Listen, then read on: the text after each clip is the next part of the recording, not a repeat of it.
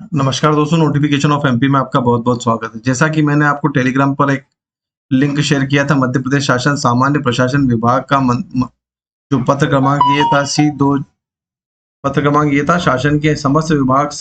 जो ये 16 नवंबर 2006 का एक सर्कुलर है, उसको मैंने आपके साथ में डिस्कस किया था। उसको मैं डिटेल में आपको बताने की कोशिश करूंगा कि शासकीय सेवा में आने के लिए गलत जानकारी दी जाने व तथ्यों को छुपाए जाने पर अनुशासनात्मक कार्रवाई क्या होती है। तो दोस्तों, मैंने आपको बताया था कि किस प्रकार से अगर आप कोई दस्तावेज फोर्ज्ड डॉक्यूमेंट्स होते हैं या फेक दस्तावेजों के आधार पर कोई व्यक्ति नौकरी हासिल कर लेता है या वो पदस्थ हो जाता है किसी विभाग के अंदर, तो उस पर अगर कोई जानकारी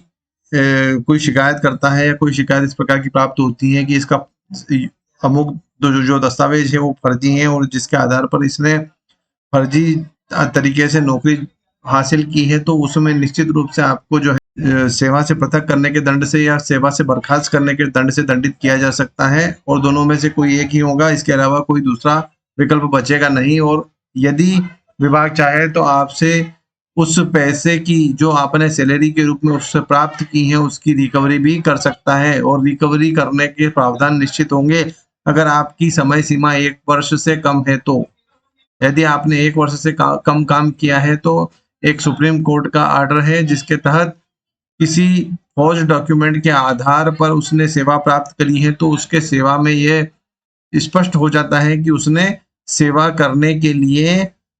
धोखेबाजी का और प्रपंच रचने का तथा फर्जी रूप से दस्तावेज गढ़ने का उसने षड्यंत्र रचा है और उसके खिलाफ एफआईआर दर्ज हो सकती है, उसका भविष्य चौपट हो सकता है। दोस्तों, तो किसी भी प्रकार की डिग्री डिप्लोमा को लेने के लिए आप हमेशा जो है यूजीसी एफिलिएटेड या फिर किसी पैरामेडिकल काउंसिल, जो शासकीय पैरामेडिकल काउंसिल है उसके द्वारा नामित किए गए इंस्टीट्यूट से ही कोई भी कोर्स करें। अन्य बहुत सारे ऐसे इंस्टीट्यूट हैं जो फर्जी डिग्री डिप्लोमा दे रहे हैं जिनके पास में किसी भी प्रकार की एआईसीटी अप्रूवल नहीं है, यूजीसी अप्रूवल नहीं है और शासकीय पैरामेडिकल काउंसिल से किसी भी प्रकार का कोई भी दस्तावेज नहीं है। मैंने आपको पिछले एक वीडियो में मैंने आपको बताया था कि कैसे जो आपके खिलाफ एफआईआर हो सकती है फर्जी दस्तावेजों के आधार पर। तो दोस्तों, इसका पूरा मतलब यह है कि राज्य शासन में के भर्ती नियमों में उल्लिखित प्रावधान अनुसार निर्धारित योग्यता प्राप्त व्यक्तियों का चयन शासकीय सेवा के लिए होता है।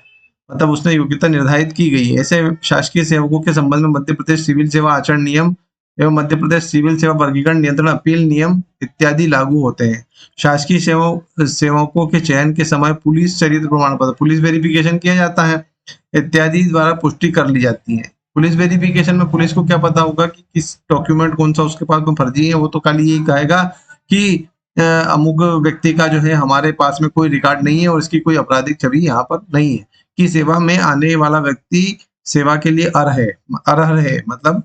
उसके लिए योग्य है। इसके बावजूद यदि कोई व्यक्ति गलत जानकारी, यानी कि इसके अंदर आता है गलत चरित्र प्रमाण पत्र दिया गया हो, गलत उसके द्वारा जाति प्रमाण पत्र प्रस्तुत कर दिया हो या फिर उसके द्वारा गलत डिग्री डिप्लोमा या फिर पोस्ट ग्रेजुएट डिग्री वगैरह जो लगाई गई है वो फर्जी पाई जाती है, तो प्रस्तुत कर अथवा तथ्यों को छुपाकर शासकीय सेवा में प्रवेश करने में सफल हो जाता है। दोस्तों, यहाँ पे देखिएगा वर्ड है सफल हो जाता है। तो ऐसे तथ्य प्रकाश में आने पर, यानी कि उसकी कोई शिकायत मिलने पर उसके विरुद्ध मध्य प्रदेश सिविल सेवा आचरण नियम 1966 के अंतर्गत त्वरित अनुशासनात्मक कार्रवाई, यानी कि बहुत त्वरित रूप से, ऐसा नहीं है कि 2-4 साल चलेंगी, 15 से 20 दिन में आपको यहाँ पर कोई भी कार्रवाई करना है कि करते हुए मुख्य शास्त्री, यानी कि सेवा से पृथक करना या फिर सेवा से पदच्युत करना या बर्खास्त कर देना, अधिरोपित किए जाने की कार्यवाही तत्काल प्रभाव से की जाए। तो मैं आपको यही समझाना चाह रहा हूँ कि ये डॉक्यूमेंट्स जो मेरे द्वारा प्राप्त किया गया है, सूचना के अधिकार से प्राप्त किया गया है। यहाँ पर आप सील भी देखेंगे तो यहाँ पर लिखा हुआ है अनुविभागीय अधिकारी सामान्य प्रशासन विभाग। तो यहाँ पर मैंने अभी ये लेटेस्ट में आपके सामने लेके आया हूँ और ये किसी भी प्रकार से कहीं पे आपको मिलेगा नहीं, केवल मेरे चैनल पे ये आपको कुछ सर्कुलर्स इस प्रकार के इम्पोर्टेंट देखने को मिलेंगे। आप मेरे साथ में बने रहिए और अगर आपको कोई डाउट होता है इससे संबंधित तो आप कुछ कमेंट बॉक्स में पूछ सकते हैं या फिर टेलीग्राम पर सीधे मुझसे जुड़कर वहां पर आप मुझसे कोई सवाल पूछ सकते हैं। तो दोस्तों, ये पूरा मैंने आपको बताया कि किस प्रकार से फौज डॉक्यूमेंट अगर आपके पाए जाते हैं तो किस प्रकार से 16 नवंबर 2006 को एक सर्कुलर जारी हुआ था मध्य प्रदेश शासन सामान्य प्रशासन विभाग का। ये मैंने आपको बहुत महत्वपूर्ण है चीज ये।